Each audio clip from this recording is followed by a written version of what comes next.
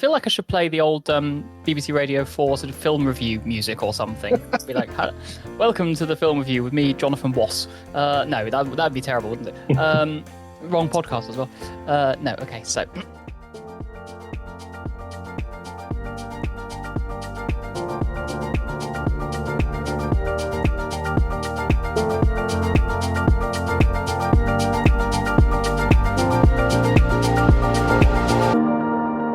Hello and welcome to Atypical Podcast, the podcast where we look at life from a more atypical perspective.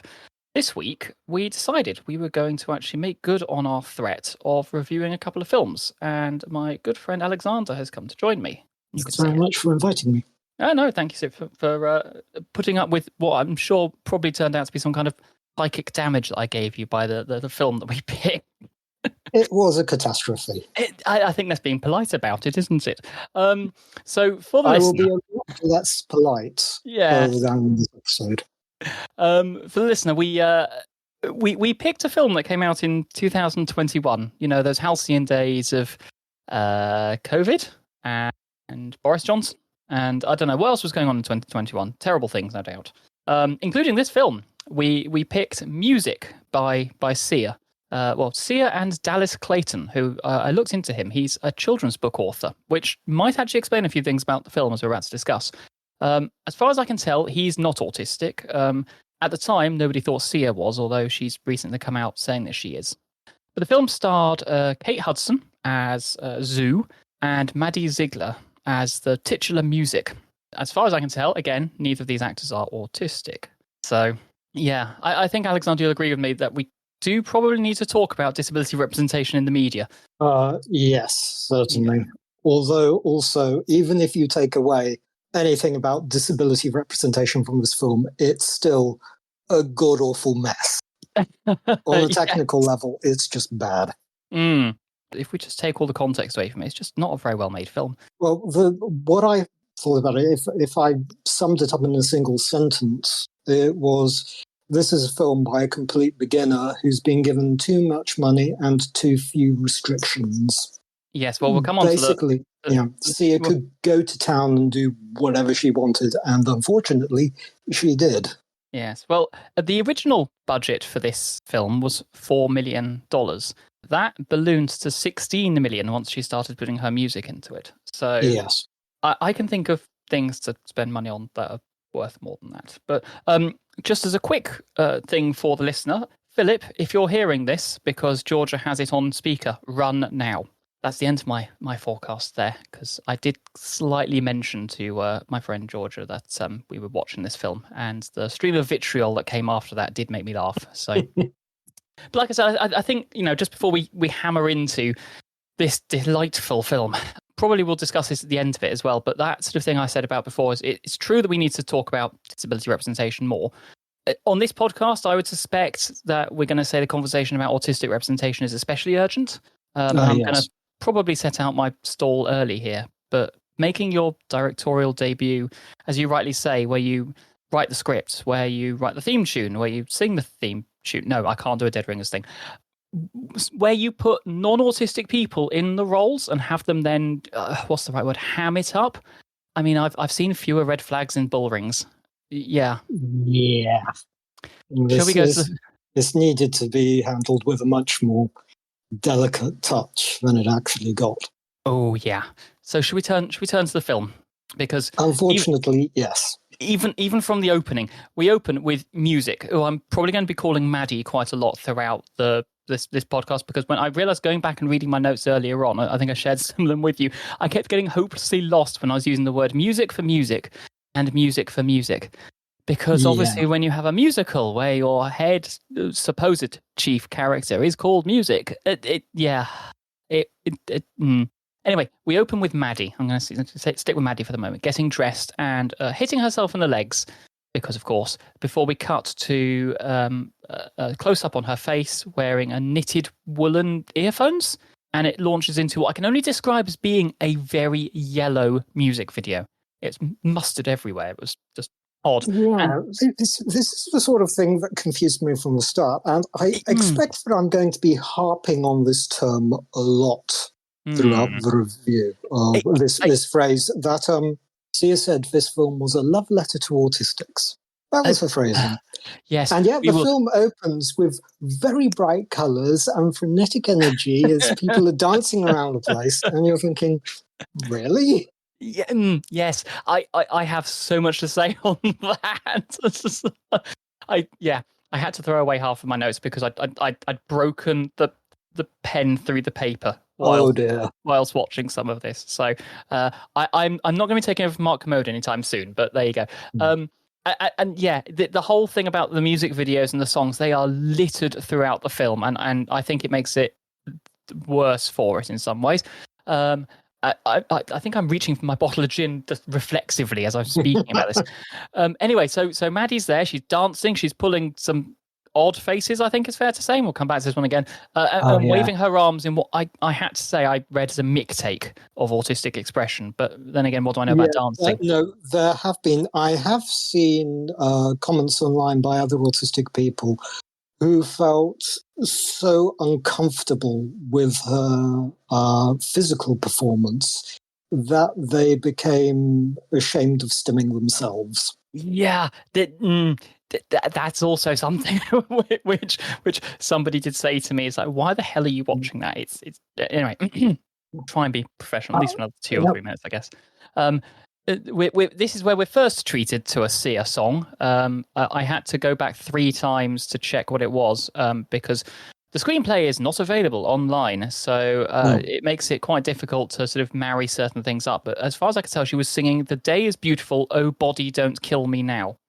Something like that. Anyway, so we eventually escape this yellow prison of garishness to find Maddie's in bed. She's waking up.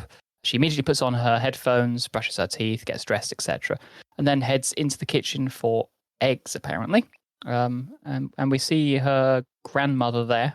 It took me a moment to realise this is not her mother, this is her grandmother. So I just thought it was her grandmother because of the age.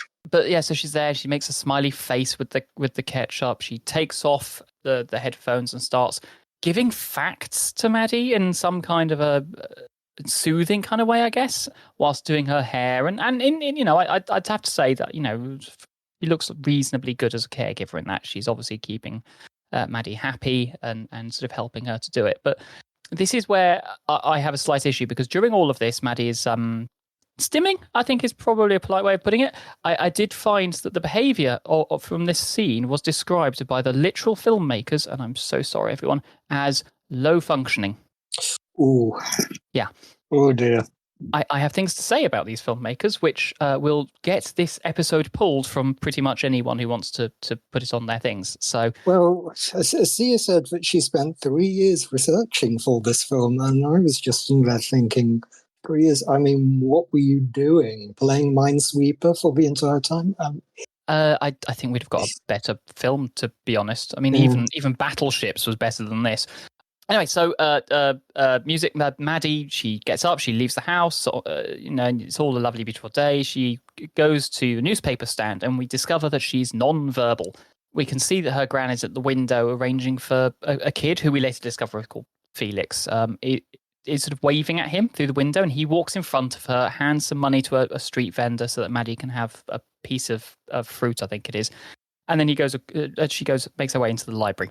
And the problem is that we're now cutting backwards and forwards, and this is going to be a major theme for this film. The editing is I'm not sure. I get the feeling that they sort of took several rolls of film and threw them in the air, and then chopped them up a bit and sort of glued them back together. Any old how. One of the things that I wasn't certain of is music able to read or not? Now, see, I could not figure that one out throughout the entire film because she goes to the library several times, and I don't want to. There are don't want to give spoilers for people, but there are books in the room, and these are not picture books. No, it's never made clear, and I think this reflects what becomes an increasing problem throughout the film. It's not actually that certain who music is. Yes, because actually it's not that interested in music as a person. No, it feels a little bit sort of bizarre. It's we'll probably touch on this. I think probably the next thing. But I mean, we like I say, we're cutting backwards and forwards between Maddie and her gran, who is having some kind of medical thing and collapses to the floor in her kitchen. Maddie arrives back home. She sits at the table. Apparently, doesn't seem to notice the fact that her gran is on the floor until the building supervisor. I guess that's what he is because he's around fixing things. Yes. Played by Hector Elizondo, I think yes, actually, yeah. Who deserves much better than this. He's got a huge career, and there were a couple of quite well-known actors in this, and I kind of thought, why? Did you really need to check that badly during COVID? But anyway, I had to check with an American friend that these people called like building supers and all the rest of it. So I'm fine. He comes in and goes over to check on Gran on the floor, and then we get to at least a mercifully short period of Maddie having what I would charitably call a meltdown. She starts hitting herself and making, I guess, distressed noises. But it has now been an entire 2 minutes, so we have to have a glimpse of another music video. And this is where we get our first peek of the third, or I have a theory about this, might be the first actor in the film, which is a chap called Leslie Odom, who for some reason is saluting the paramedics. Yeah, we should. Yes. Yeah. I think this is just to do with something they go on later about how Music Maddie sees things. It's a very mixed up film. Anyway, we go from here to find Kate Hudson, who is playing Zoo, which apparently is short for kazoo, which I have to admit did leave me reaching for a Swanee whistle. I don't know if you noticed, but her surname is Gamble. I did notice that on the second time round, and I thought, oh. Yeah, I just thought, I am really bad at spotting symbolism in films, really bad. So when it's noticeable to me... Yes, but you watched 1970s Italian-only art films. Well, your ability to spot stuff in films is a lot better than mine. Oh, trust me, I'm very bad at spotting symbolism, but this was rather on the nose. Kazoo is this drug-dealing alcoholic who's on probation. She lives on the edge, Oh, yeah, no, absolutely. She takes risks, and so gamble, and I was thinking, oh, come on. Like, if I didn't...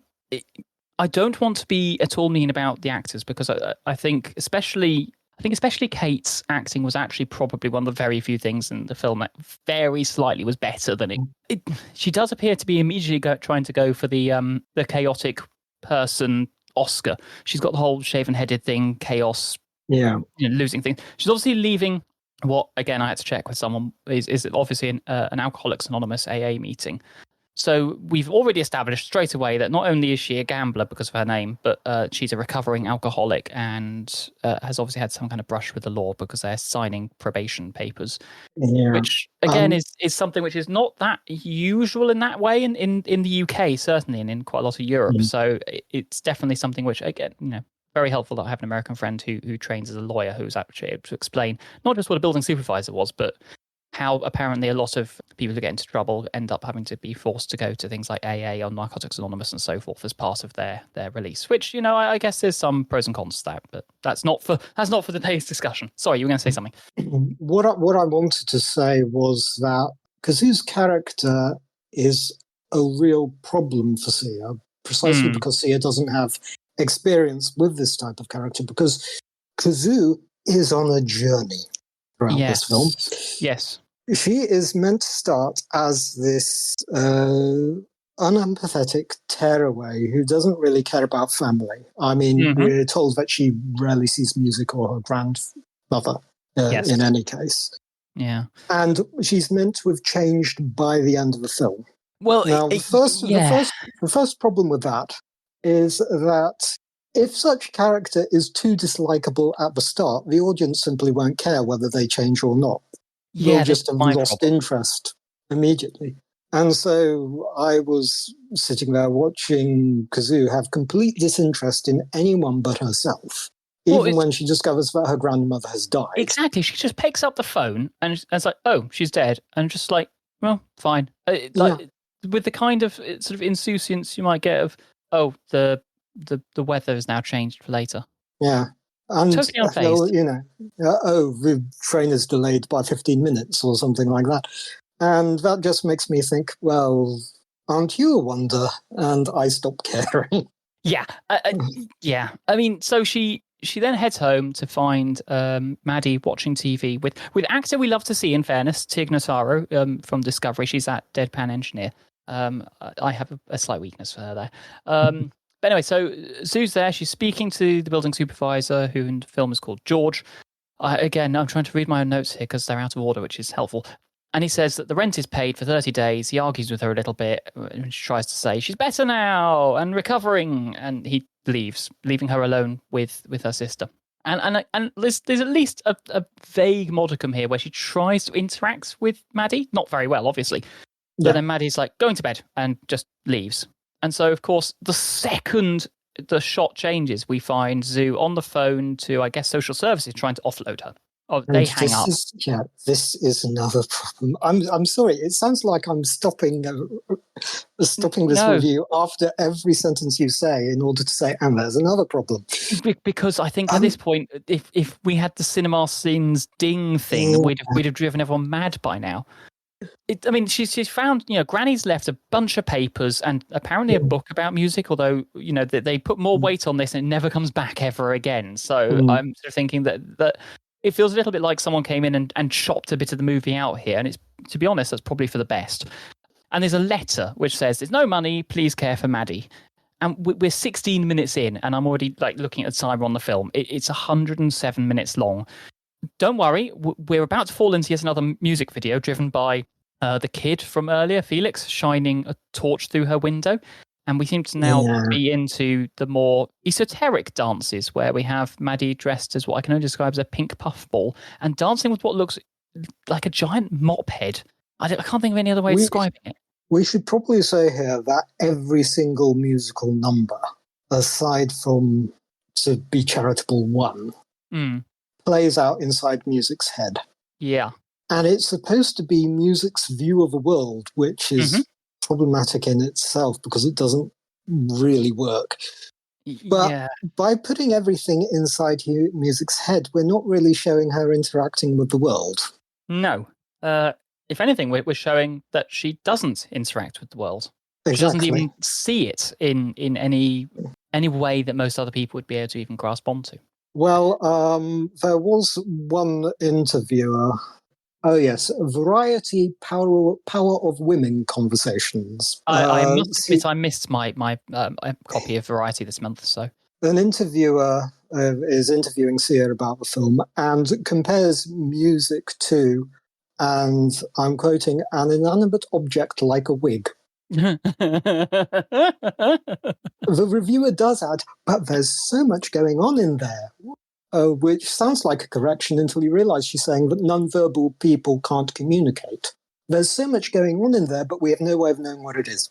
Sia does nothing to correct this impression. She just sits there smiling and nodding. Oh, yeah, no, and there are at least a dozen of these musical fantasies that just sort of pop up, and they're in sometimes quite arbitrary places, and just... Well, they're only there because producers said that they'd give Sia more money. If she put them in. She's actually on record saying that she doesn't like musicals. Yeah, which, I mean, given that there's a truism about musicals, if you were to remove the music, basically everything else comes out of it. I think the music actually spoiled it in some ways, but that's Yeah, they never progress the plot for the simple reason that they're all taking place inside someone's head. Yes. They don't really tell us... we're back to St. Elsewhere there. They don't tell us anything discernible about music that we can't already grasp from her interactions with other people. Yes. They're there. Yes. Sorry, I want to take something back there. I said we're into St. Elsewhere there. No, that was a far, far, far better television program about an autistic person imagining a world, because at least that made some sense. Okay, now we've got this out of our brain. So it's the next morning now. We're out of the interminable dance sequences.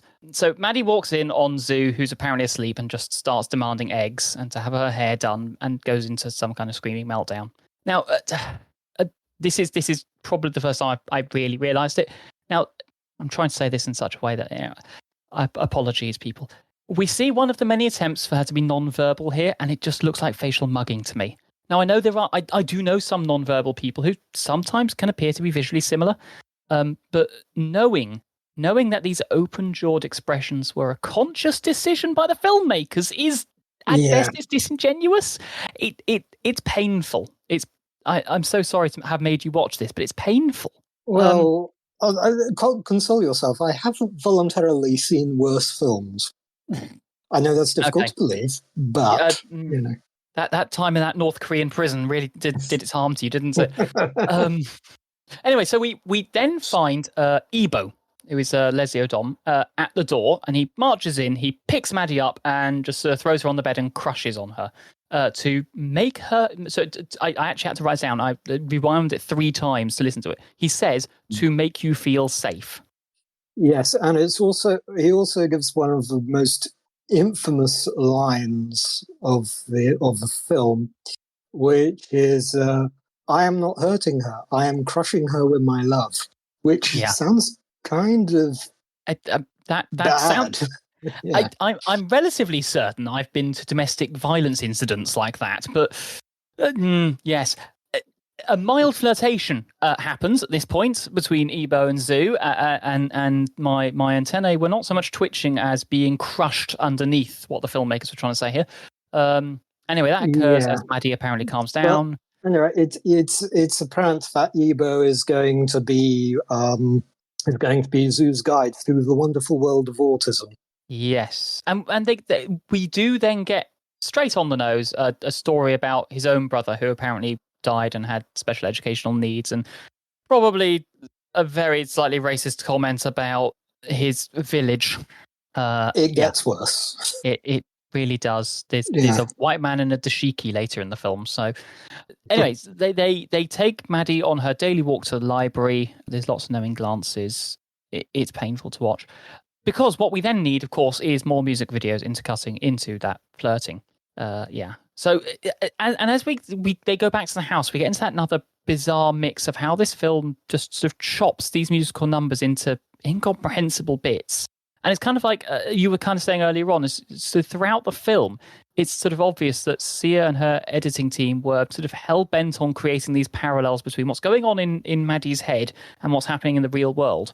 But instead of just letting the song sequences at least play out naturally, it cuts between these realities so swiftly, it just becomes a mess.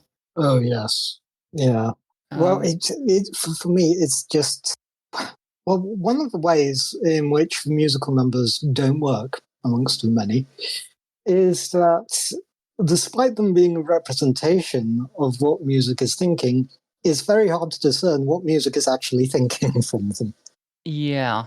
Yes. I mean, she can't really have these fully formed songs in her head, just instantaneously on the spot in any case. Well, no, I mean, that's... I don't know what it's... I don't know what's going on.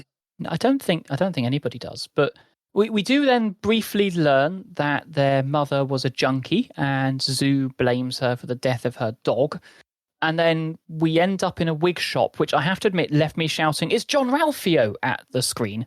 The gin, I think, was hitting hard at this point because I cannot think of this actor in anything other than John Ralphio in Parks and Rec.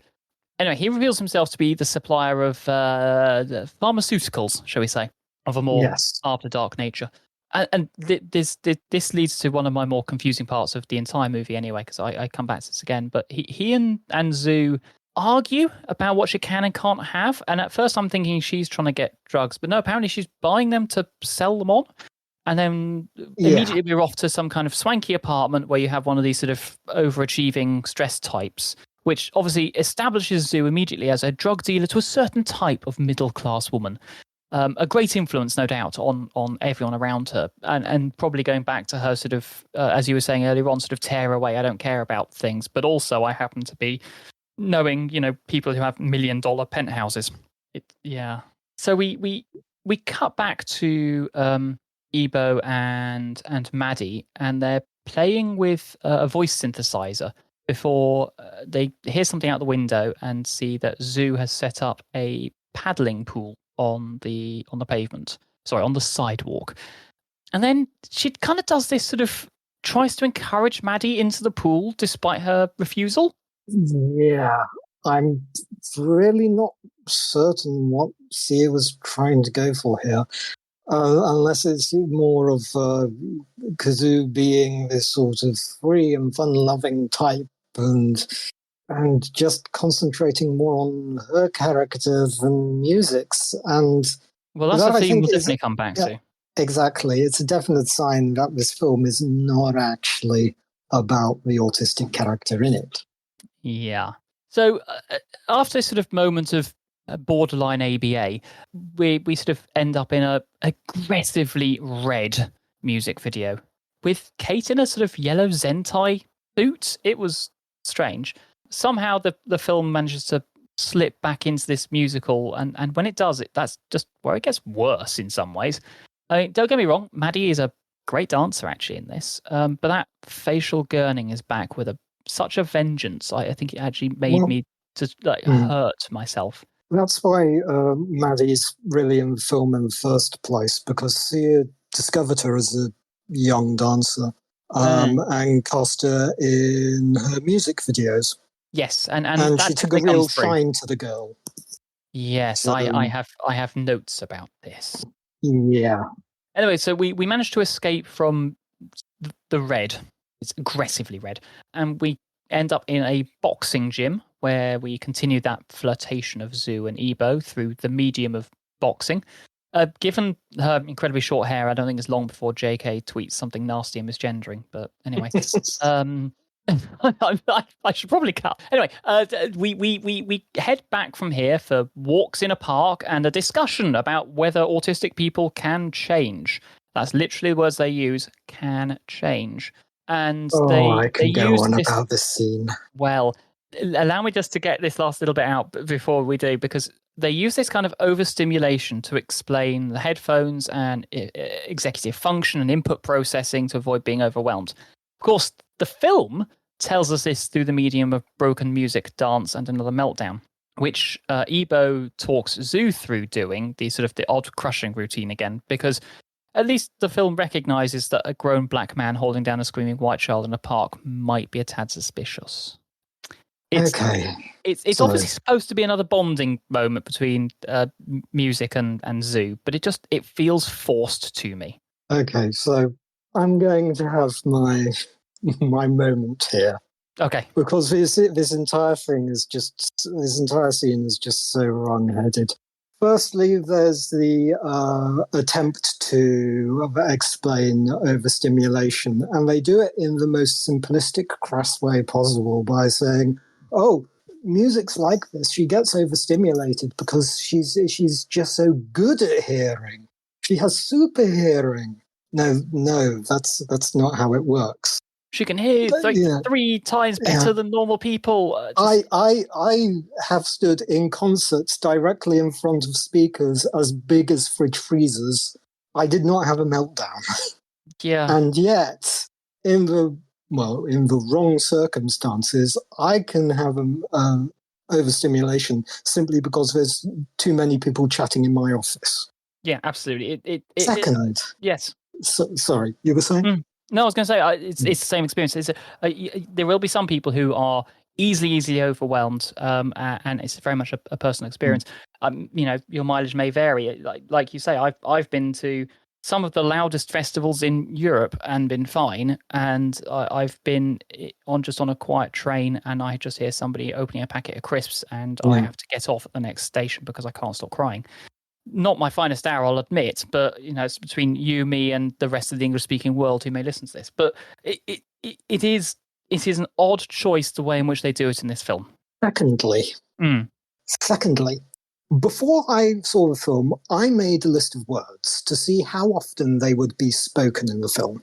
Mm-hmm. And the film does not once contain any of the following words: autism, autistic, spectrum, disorder, ASD, Asperger, neurodivergent, neurodivergence, neurodiverse, neurodiversity, neurotypical.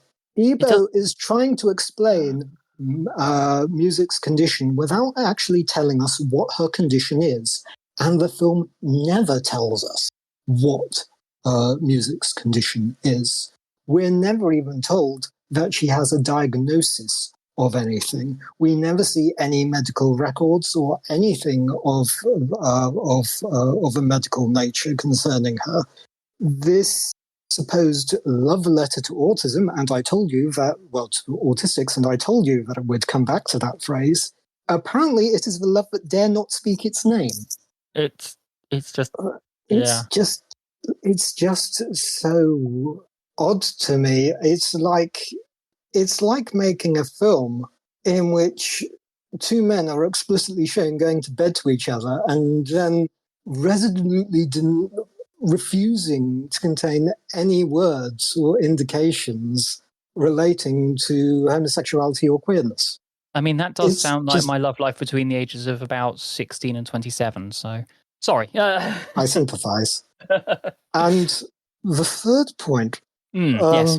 back to the physical restraining, because Zoo restrains music. They're on ground. Music starts hitting her, and Ebo says, "Oh, music doesn't know what she's doing." And I'm sitting there thinking, if someone suddenly launched themselves out of nowhere and wrestled me to the ground, I'd probably hit them as well. Yeah. It's denying autonomy. It's refusing to see what is obvious, that this is something that music is quite reasonably reacting to. Yes. Because, well, apparently forcing her onto the ground and keeping her there is the only thing to do in this sort of situation.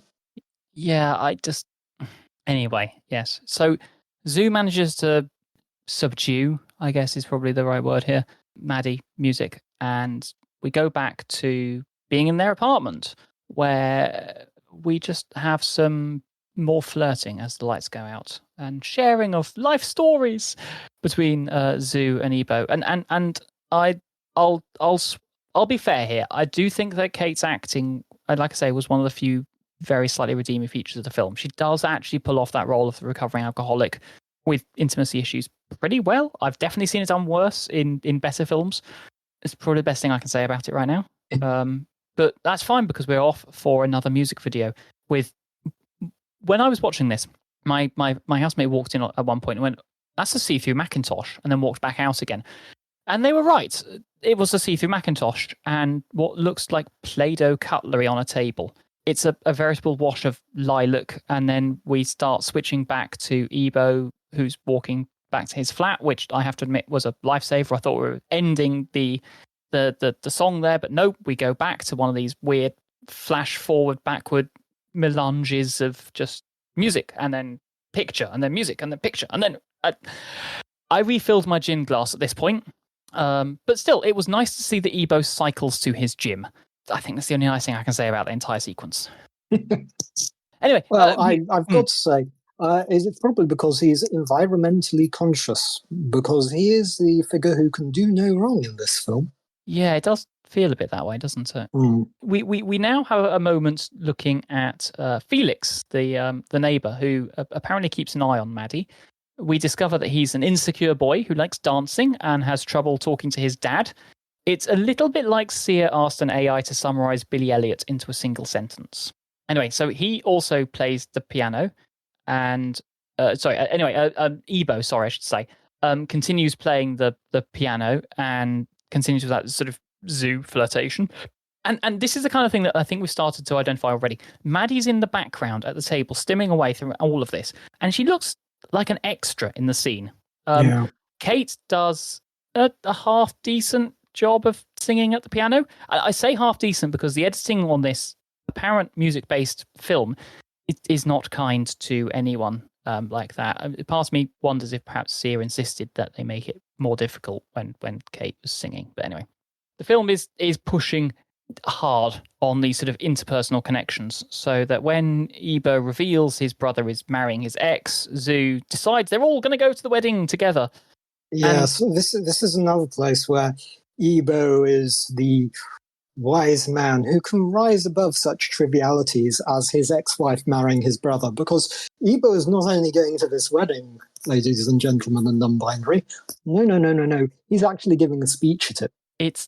We start yet another interminable music video as Ebo wrestles with whether or not he and Zoo are going to bang.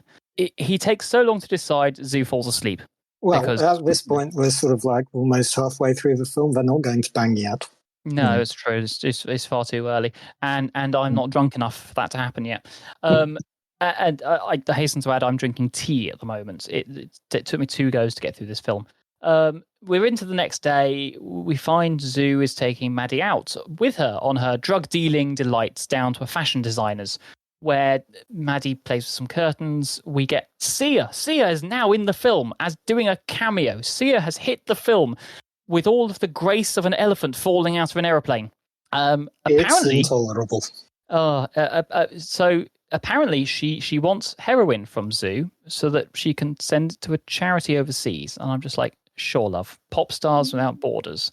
Yeah. I like. Wanting drugs for this noble cause. I And, can. if you wanted Yeah. this to be realistic, Sia, just have the zoo sell drugs to anyone for any reason whatsoever. Because that's how drug dealers really make money. They don't sit around waiting for pop stars with noble causes to come along. Yeah, exactly. And I'm half expecting then to sort of hear the theme tune for Crime Watch and Nick Ross to appear on the screen and Fiona Bruce to start telling us what's going on. Well, it's not going to be for theme music for Breaking Bad, is it? But still, we do get a little bit of a change here with a sort of Narnia rip-off moment as Maddie climbs through a clothes rail and into a sort of chiffon-filled dance number with the kind of hair that wouldn't have passed the Star Wars test and a lot of costume changes. I thought this one was particularly an assault, let's say. Given that they're in a fashion designers, and a far, far better film once put it better, is that Morals for spring. Groundbreaking. It's just messy. Anyway, we jump back to John Ralphio again. I will look up the person. I don't even know what the name of the character is in the film. I'm afraid I haven't got it written down. No. I just have him as the drug dealer.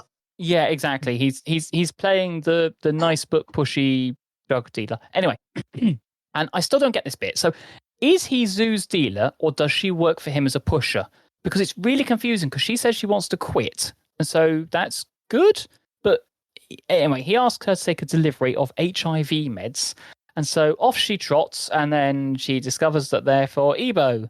And then we'll cue the sad music and long shots of them looking wistful and regretful, because it's not like treatments in 2021 were effective or anything. It's just a moment of yet another casual ableism among a sea of bad representation. And it just, I had to stop the film at this point and go for a walk. Yeah. One of the things about it, well, there are a couple of things about it. I keep saying that a lot as well. There are so many things about it. First, we've already had a scene which happened previously, which you didn't mention, where Ebo is trying to get drugs legally for his HIV, but can't. And so he has to turn to a drug dealer to get them instead. Now, regardless of how realistic that is or not, you would have thought that another film would have something to say about that, about how society and how the government health system or the health insurance system in America is geared towards profit. Ebo can't get drugs legitimately because he can't afford them. Yes. That the system is geared towards profit rather than actually keeping people alive. But no. After the scene, it never really rears its head again. The only reason this scene is here, I think, the scene where Kazoo finds out that Ebo is HIV positive, is that it is pretty much the only way that Sia could think of that Kazoo could find out that he's HIV positive.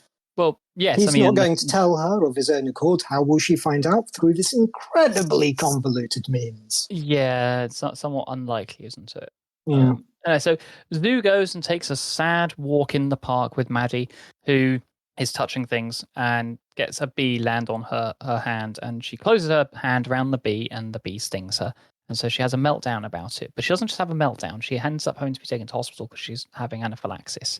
Now, irrespective of the rest of this film's crimes, anaphylaxis is fucking scary to people who don't have additional needs. So for an autistic person or someone with sensory issues on this level, I guess, the fear, the panic, the reaction are going to be unimaginably worse. I think it's incredibly lucky for us that somebody obviously woke from their torpor in the editing room and made sure that however bad the rest of this is done, we are mercifully shown almost nothing other than that sort of ubiquitous white coats of the hospital. And then we switch back to the boxing ring, where we have a couple of seats that say reserved on them and a sad-looking Ebo. Because, of course, Zoo had apparently promised, I think this was either cut or I missed, Zoo had obviously promised to watch a boxing match that he was hosting at the gym. And this is only a moment since we got the long looks and an HIV thing.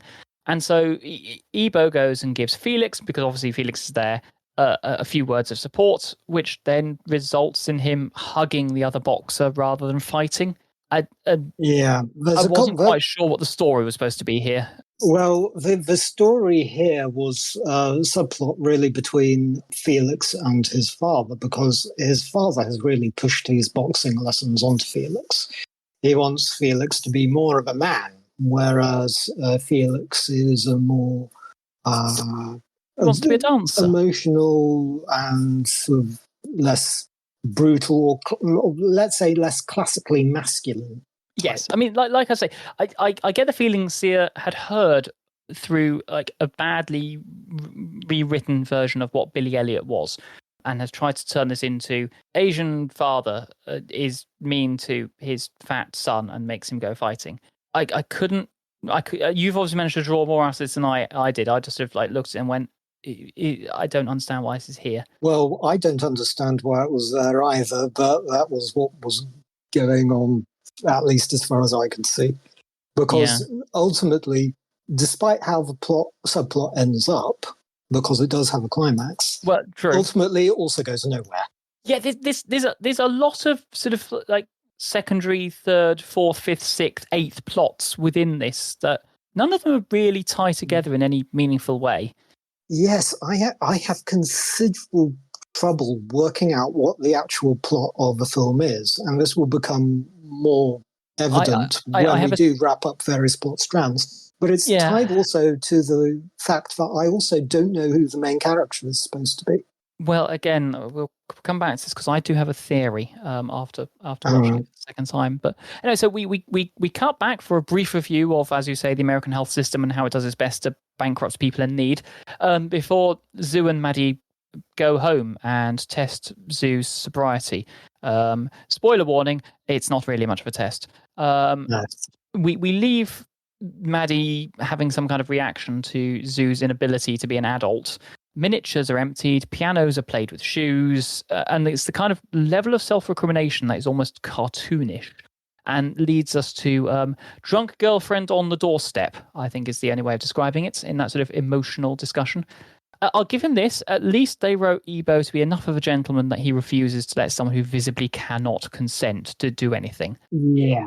Mind you, that doesn't stop Zoo from picking a fight with another resident, which apparently risks her probation, heading out to a bar. Now, a quick one, because I know we have American listeners, so please forgive me, but I can only assume that there is nothing similar to like the UK's Licensing Act, which says it is illegal to serve alcohol to someone who's obviously drunk. I mean, I've worked bars, and if Zoo walks in the state she was in there, I'd be making damn sure she only got soft drinks and was encouraged to go home. But yes, it does, however, allow us to get into what I think is possibly the most chaotic and overstimulating dance scene yet. And again, I'm back to, I don't know if she was starting to use an early version of AI, because it does seem like she just used one to ask them to describe a Simpsons episode for a drug experience and make it weirder. It just sort of odd. Anyway, we escaped this.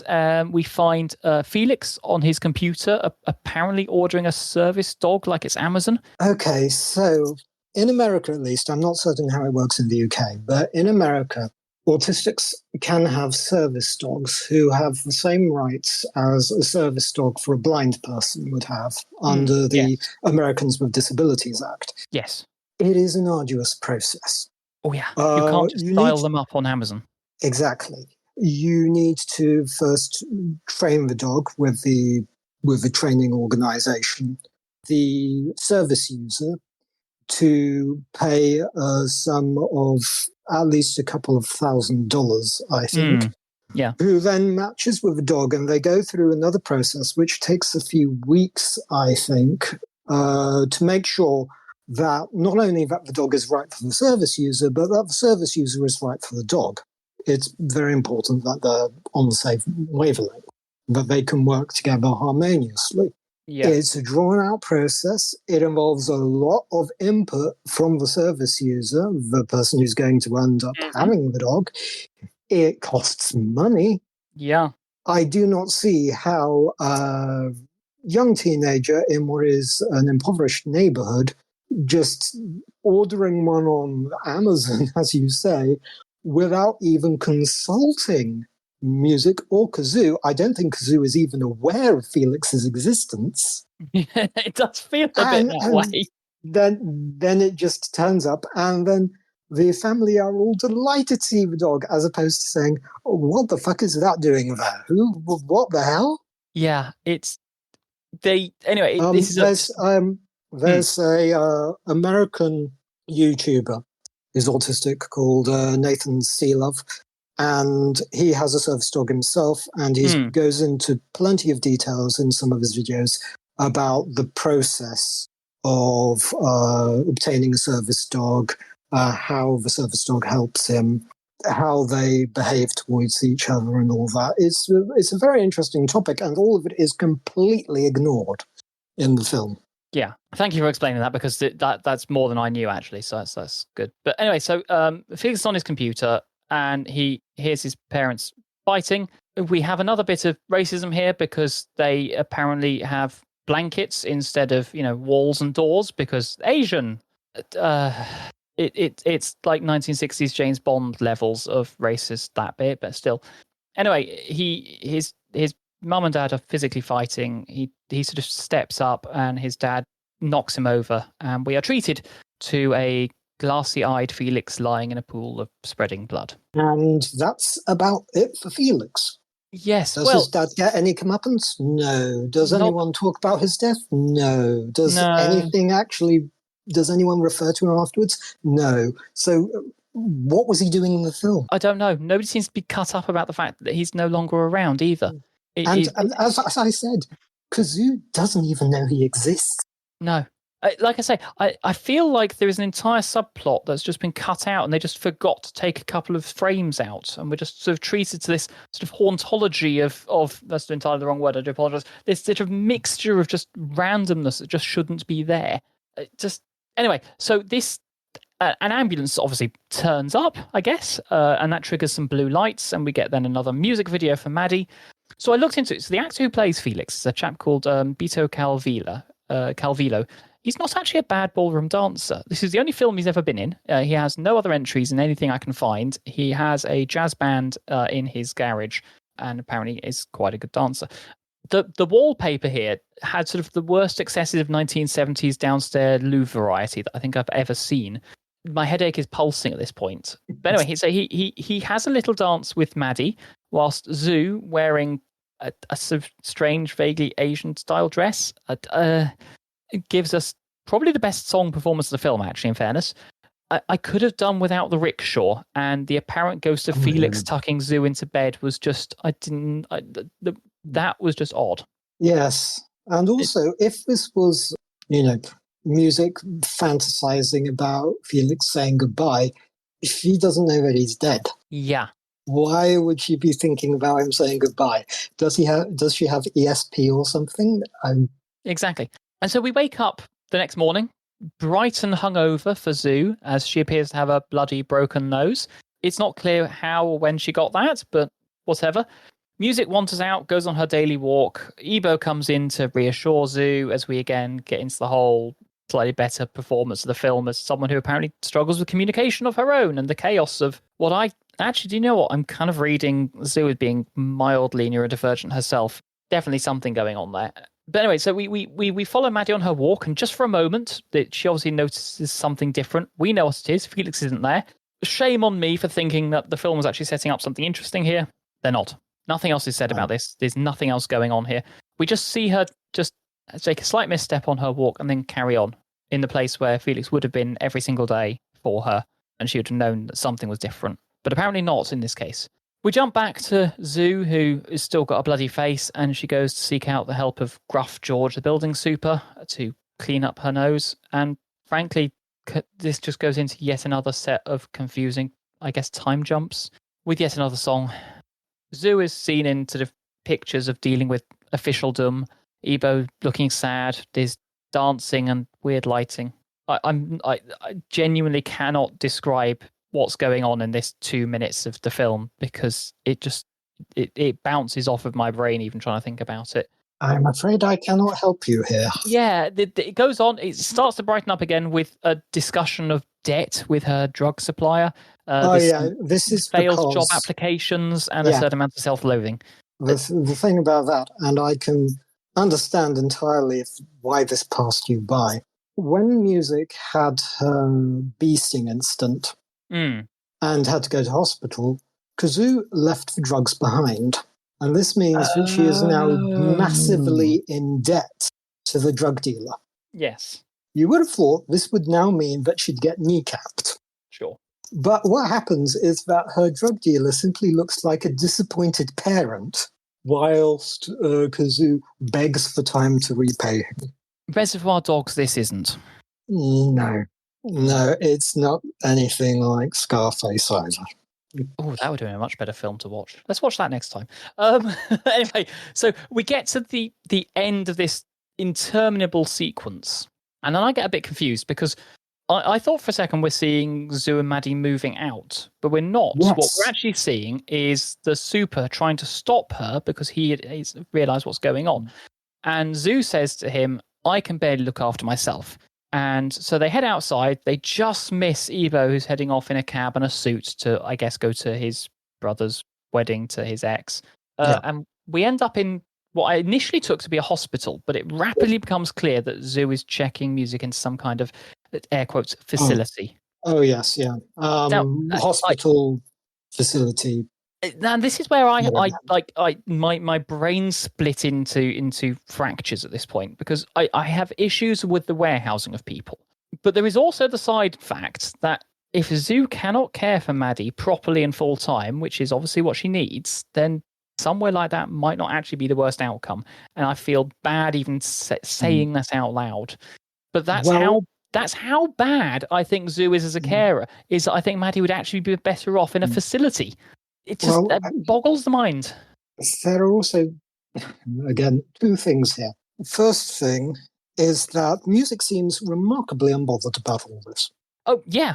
Back in the park, where she has her second meltdown and Zoo physically restrains her, Ebo says that Music is incapable of coping with change. Mm-hmm. Really? Is she? Because she seems to be adapting to this one without a qualm. I mean, a there isn't even significant any life stimming change. going on. The second thing is that the film never really explores society's relationship to music. No. We're never, outside a couple of brief moments that you've touched upon, there's never really anything much about Kazoo getting told, no, there are no facilities, no means, no funding to take care of music. You're on your own. Well, that was my next question. Who's paying for this? Sorry? That was my question. Is who's paying for this? Because that's not going to be question. free, is it? And as we've already established, Kazoo is deep in debt to drug dealers. Who are, lovely, forgiving people, of course. Of course, yes. But music is society has never really shown us having a problem with music. She's never really shown any prejudice, aside from Kazoo saying at the beginning, I don't want to deal with her. Yeah, it does seem to live in a clearly not meant to like Kazoo at the beginning of the film anyway.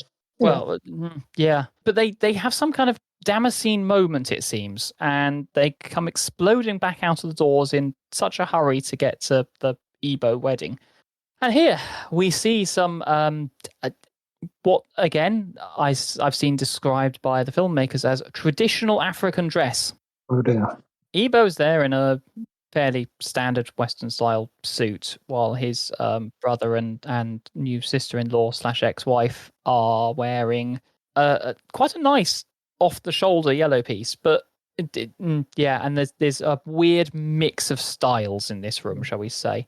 I know very little about this subject, but if Sia is treating it anything like she treats disabilities, my hopes are not high. Yeah. So we get, pardon me, we get Ebo standing up to do apparently a speech to the assembled wedding on the nature of love. And this is where I've written across half the page. You can tell this was written by a children's author. It's a very simplistic view of love. Anyway, Zoo bursts in, announces that she's sober, that she tried to give away, and she uses the word give away, music, and admits her love for Ebo, which means musical montage time. Yay! Yes, I'm sure that the newlyweds are delighted to have the spotlight at their own wedding taken away and focused on this recovering alcoholic who they have never seen before. Oh, well, yes, but this is the thing I found just incredible is that, Ebo then introduces Zoo, apparently to his entire family. This is where I spotted the white guy wearing a dashiki standing at a keyboard. Just bizarre. Oh. And then right next to it, there's a piano, and there's a piano. So Ebo starts playing the piano, and suddenly music sings a few words, and the entire audience, none of whom have ever met her before, know nothing about her, look enraptured. This is the quietest wedding I've ever seen. Nobody else says a word. There is no sound in that quite large room that is apparently full of people. No, nothing. Luckily, this frivolity dissolves into a scene of domestic bliss, I think is the way in which I can describe it, with Ebo and Zoo cooking eggs and the arrival of the aforementioned dog, which... Okay. Yeah, go for it. So, yeah. Now we have reached the end of the film. So, well, I still have things to say about that. So. I know, but we are going to see how well have the plot lines been developed and tied up. Well, let's see. The drug debts, never mentioned again. Kazoo's job search, does she ever get a job? We're not told. Kazoo just decides, despite saying to George that she can't care for Kazoo for music, that she is going to do so. Why the change of heart? It's something happened at the institution. I don't know what it is. She also tells Ebo at the climax that she's going to care for music in the way that music has helped her. How has music helped her? We don't know. It's never seen. I don't know what this change of heart is for.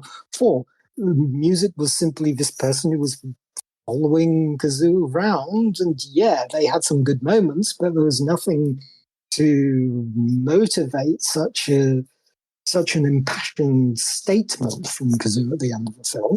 And also, the end of the film is mainly about, oh, look, Kazoo and Ebo are finally declaring their love together. Where's music? Has anyone seen music? I'm sure she was around here somewhere. Wasn't this film called Music? Well, now, so this is the thing that I think we both hit on, because just have to get, it triggers this sort of last music video. Thank God. We made it through. And now we get an oversaturated United Colours of Benetton mess of a dance scene. And I mean, okay, some of the actors are actually fairly good dancers, and the credits roll. I think we're going to have to be honest with our listeners, because, well, we're autistic and that's just easier to be honest, isn't it? Unlike anyone in this film, this movie is painful. It hurts to watch it. It hurts to think about it. It hurts to see people kind of celebrated it in some places. I'm sorry to the listener for hurting you with this, and I'm sorry to you, Alexander, for inflicting this on you. I didn't realize. I agreed. I thought, I always knew that as soon as the film came out, I'm going to have to watch it at some point, aren't I? Yeah, but I just didn't want to pay for the experience. No, thank God. No comment further on that. But you've kind of said the thing I want to say already, which was, the whole story is just a complete mess. But the thing that really, really frustrated me, the end of the movie, we're supposed to feel all warm and fuzzy about Zoo. She gets her guy. She learns to be a decent human being. But music, the person the film is named after, the autistic character we're supposed to be focusing on, she's just sort of there. She's a prop, a symbol. It's like the movie is patting Zoo on the back for doing the bare minimum of keeping her sister, another human being, alive. Like, wow. Yeah. Like, the heroism shines through alongside her massive drug debt. Well, it's going back to the variety power of women conversations. An inanimate object like a wig. Inanimate objects don't have autonomy. Generally speaking, They no. they don't in themselves react. They're not proactive. They're just there. And so, really, this film, on balance, when you look at all the uneven elements, is really about Kazoo. And I found it interesting that earlier you said you detected perhaps a hint of neurodivergence in Kazoo, because I am absolutely certain that at the time she made the film, Sia saw more of herself in Kazoo than in any of the other characters. Do you know what? I genuinely hadn't thought that, but now you've just said that, I'm like, oh shit, yes.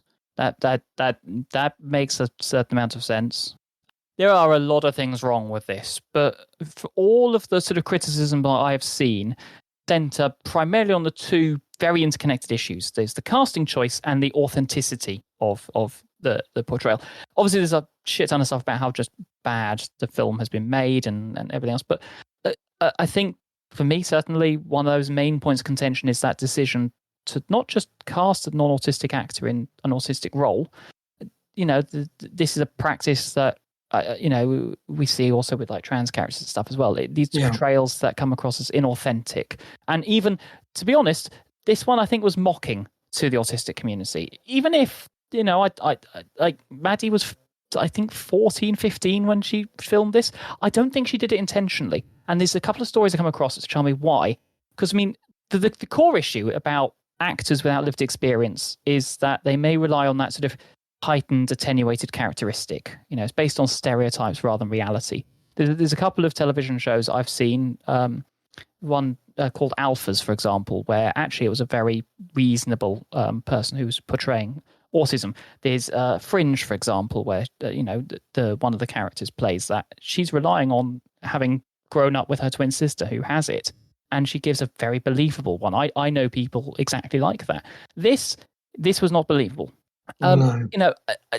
Actors cast in roles that don't match their identity will often defend their choices. They argue it's their job to research and portray experiences outside of their own. That is a core tenet of the acting profession. This goes back 2,000 years. The Greeks made tons about it. Shakespeare writes about it. Everyone does. Sia herself supports that view. She said in an interview, and I'm going to quote here, she, Maddie, had researched her role for 2 years. We watched films together, and I taught her the nuances and tics I had observed from a friend with autism. We did this in the most sensitive and respectful way. Oh, God. No, you fucking didn't. I don't care what she says there. She might have had the intent to be sensitive and respectful, but she wasn't. The approach is concerning, shall we say. Having two non-autistic people, or at least Sia wasn't openly autistic at the time, attempting to teach each other about autism tics is problematic. Did you know that Maddie Ziegler was not the first casting choice? I didn't know that. According to Sia. No. What happened, according to Sia, so, take it with a pinch of salt if you want to. Yeah. They actually cast an autistic actress in the role, but the actress couldn't handle it. As in, she was just too uncomfortable with it. I think if I'd seen this script, I wouldn't have been able to handle it. Yeah, that should have told Sia something, but apparently not. But Sia was also very, very bemused in a tweet to find out that Autism Speaks is not regarded with great fondness throughout the autistic community. No, really? My God. know. And you think, you spent 3 years on this, you could Google it in 30 seconds to find out that Autism Speaks is not really the society you want to be chummy with. You could ask any autistic person. Yeah, she didn't. Apparently, a friend of hers had an autistic child, and that autistic child represented the entirety of the autistic spectrum. Well, as we know, if you've met one autistic person, you've met all autistic people. We're all heterogeneous. It's absolutely fine. Yeah. I guess, like, for me, past this sort of like, that exaggerated portrayal of those autistic bodily movements. I'm sorry if I'm focusing on this because it really upset me. Yeah. Dimming is a real thing. We've talked about this many times in this podcast, that many autistic people experience it, and it does manifest differently in every person. Some people don't stim at all. Others have, let's be honest here, rather more pronounced behaviours. I remember you once saying to me that you didn't notice a lot of my stims until I told you what they were, and then you noticed them. Yeah. Well, That's I'm because also not always very visually observant. Well, fair. But those performances there, those heightened, over the top throughout the film, they verge on caricature, and that kind of inauthenticity is just, to me, it's emphasized by the fact that we know that Maddie doesn't have those experiences in real life, so it makes her portrayal even more of a performance than a genuine representation. But one of the really, really troubling things that I discovered, and I somehow managed to miss that she obviously wasn't the first choice, but I did discover that Maddie was apparently also uncomfortable with the role.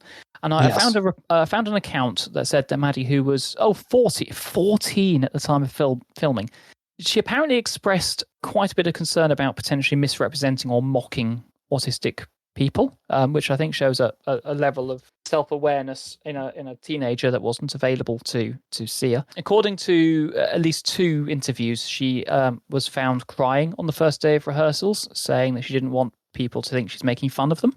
To me, Sia's response to this distress is somewhat telling, because rather than addressing the root of Maddie's concerns or reconsidering that casting choice or rewriting the entire film, she apparently, allegedly, we're supposed to say, aren't we, to avoid courts? She allegedly told Maddie, "I won't let that happen." Oh, I think we can avoid the allegedly because she has said that explicitly. That's what she told Maddie. Yeah, I saw it in a couple of different interviews, but said in different ways. Right. But this suggests to me that Sia's primary concern was about protecting Maddie from criticism, which, in fairness, adults to children, I support that. But more about that than about ensuring an authentic portrayal of autism. And so for me, this highlights let's be honest here, a problematic power dynamic. Yeah. But this is a safeguarding thing as far as I'm concerned. Sia is a grown woman who holds significant influence over Maddie, who is a teenager. She's been a major factor in Maddie's career successes since she was 12, which does create a sense of indebtedness, let's be honest here. I've seen this in a number of places. She claims a sort of parental figure role. She claims to be a parental figure to Maddie, which does somewhat complicate a professional relationship. Yes. And so given that kind of power imbalance and Sia's encouragement for Maddie to continue with the role, despite apparently her discomfort, that, to me, that raises, and you're the philosopher here, does that not raise a few ethical questions? Could this not be interpreted as an adult unduly influencing a young actress to portray an identity she didn't feel capable of representing accurately? Well, it's not only about the sense of authority that Sia would have, it's that Sia is one of the biggest names in Australian pop since Kylie Minogue. And so you've also got this sense that this figure from above, this great pop star Sia, is smiling fondly upon this young teenager. It would be very easy for a teenager to feel, very favoured and therefore be eager to please. Yeah. So it seems to me that the power imbalance would be exacerbated by that. I mean, when you've got Sia saying that she takes on a sort of parental role, well, I hope that Maddie has actual parents. I don't know what her family situation is. When I read some of these things, I was thinking, I really hope there was some kind of safeguarding person involved in this, because it feels unhealthy. I'm all for older people within industries giving chances to new, and let's be honest here, I mean, I like seeing her dancing, for example. She's obviously a very talented dancer. I'm all for people being given chances and help and support. No. And it's not always, I think for me, this comes back to that sort of broader impact of representation, because, Maddie's discomfort here probably did contribute to her slightly over-the-top, inauthentic portrayal. I think there's definitely something for the filmmakers here, specifically for Sia and her co-writer to answer to, in terms of proceeding despite these concerns. Even before the film came out, there were people raising questions about, is this been done right? Does it reinforce certain stereotypes around autistic people? Yeah, well, one of the first things I heard about the film was that there was already controversy over the fact that it didn't have an autistic actor playing music. Yeah, and so look, Maddie has faced criticism and in some harassment, actually, I found for her portrayal, which is a consequence which could have been avoided if the adults in the room had stopped for a second to think about this. Yeah. And I really want to make this critically clear to anyone who listens to everything we've just said today.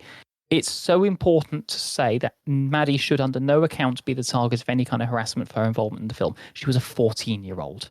That responsibility Absolutely. lies entirely with those adult decision makers who chose to proceed knowing that there were issues here. And like I say, she's a talented dancer. This should not reflect on her future careers. Yes, it was.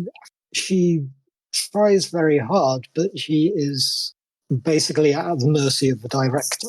Well, and trying to give the director what she wants, and the director wants something which is just completely hopelessly wrong-headed. And I think this sort of highlights that ongoing debate around who has the right to portray certain experiences on screen. Now, I'm not saying you necessarily have to be autistic to display as an autistic character. You know, I think there is definitely an argument around actors having the ability to portray diverse experiences through proper research and preparation and community involvement. But this is the thing with... Sorry. Yeah, well, that's the key point, community involvement. You can't simply get it from reading a load of books or, as Sia did, watching films. Yeah. There needs to be this input of some degree of lived experience.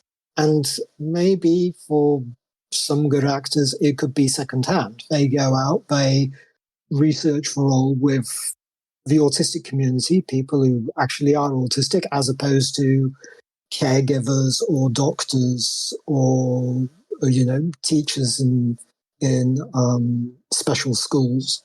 You need to be at the coalface, so to speak, in order to get as close as possible to the experience, if you cannot have that experience yourself.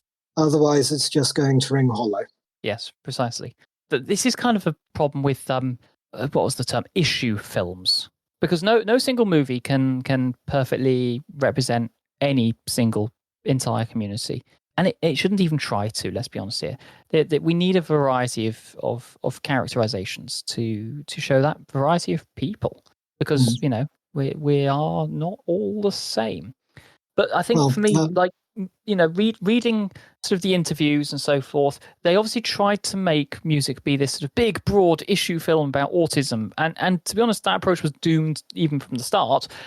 They pushed a very specific and weird stereotype.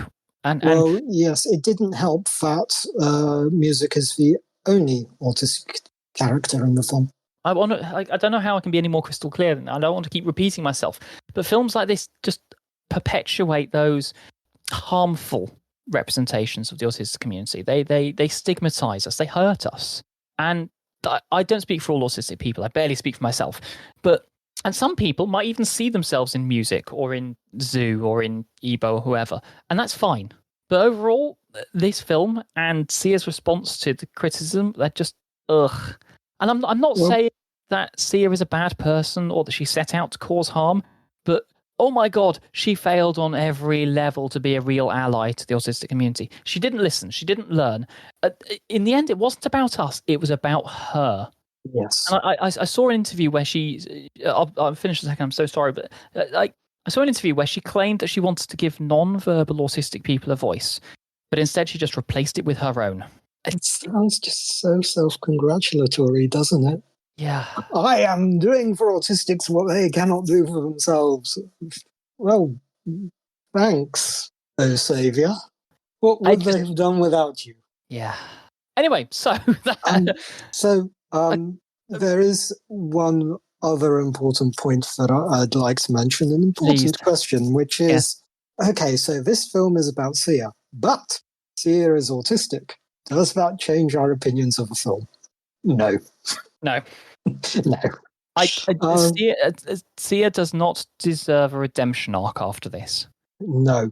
I was slightly concerned that she'd get one, but that doesn't seem to have happened. No, interestingly enough, I think enough people have realised that. First of all, a film really lives and dies on its own merits. What you see in the film, what's actually on screen, and what's on screen is poisonous nonsense. I mean, whether it's whether it's directed by a neurotypical or an autistic or 101 Dalmatians is irrelevant. I think if a dog had directed this, it would have been better. What we see is complete crap. Yes. The second point is that I'm a late diagnosed autistic myself. I was diagnosed about 5.5 years ago. Understand yourself and your behavior patterns and how you see the world a lot better after the diagnosis or after you begin to suspect that you're autistic than when you were bumbling around before thinking that you were neurotypical. Yeah. So I think that it's likely that Sia's mindset before and after diagnosis would be rather different mindsets anyway, particularly in the way she sees autistics and how she understands their behavior. If she made this film right now, it still wouldn't be a very good film because she's not a good filmmaker. But I'd be prepared to wager that its offences against autistic representation would be far less than they actually are in the finished product, if she has any self-awareness at all. So on IMDb, it actually comes out quite well at 3 out of 10. Oh, that's very generous. On Rotten Tomatoes, it comes out at 7%. And that's very generous. The critics' consensus on it is offensive in its depiction of autism and painfully misguided in essentially every respect. Music is a vanity project that begs to be turned down. I think the mainstream have kind of ignored it. Probably for the best. Oh, it's absolutely for the best. But I think when you've got something like this, which had quite a low budget for a blockbuster anyway, and I can't really imagine movie executives viewing it and thinking, yeah, we're going to reap millions off this one. It's a lot more. I'm not even certain if it was theatrically released in Britain. I don't know if it was, I mean, people only really heard of it because of its controversy, and it wasn't a controversy that would have made people want to watch it, to have the experience for themselves. It didn't have Mary Whitehouse shouting about it, let's be honest. Yeah. I mean, for example, I remember when Halle Berry's Catwoman came out, and it got savage reviews, and I thought, I absolutely must watch it, so I went to the cinema and watched it.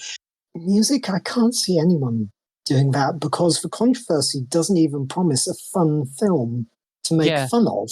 It made me angry. Yeah. I had to watch it twice because the first time I had to stop midway through, go out and have a walk, and I couldn't then carry on watching it until I'd had a stiff drink. So I then hurt myself by watching it all the way through properly a second time, which I think must make me the only person on the planet other than the editors to have seen it more than once. Anyway, what did we learn?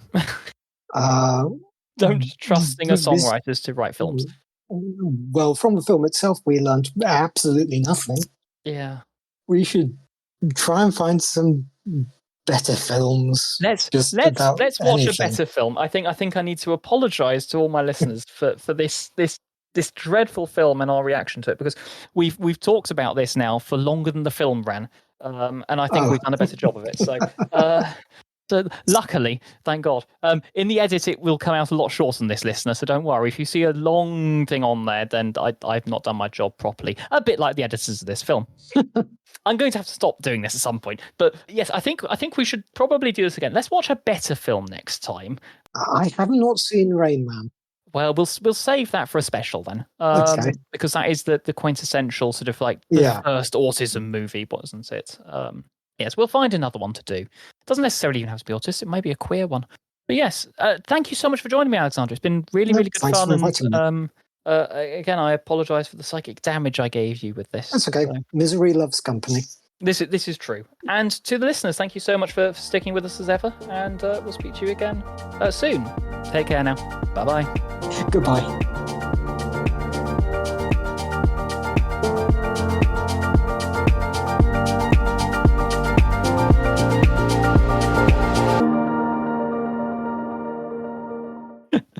And then, the music plays, and then I cry in a corner because I've been editing. Oh.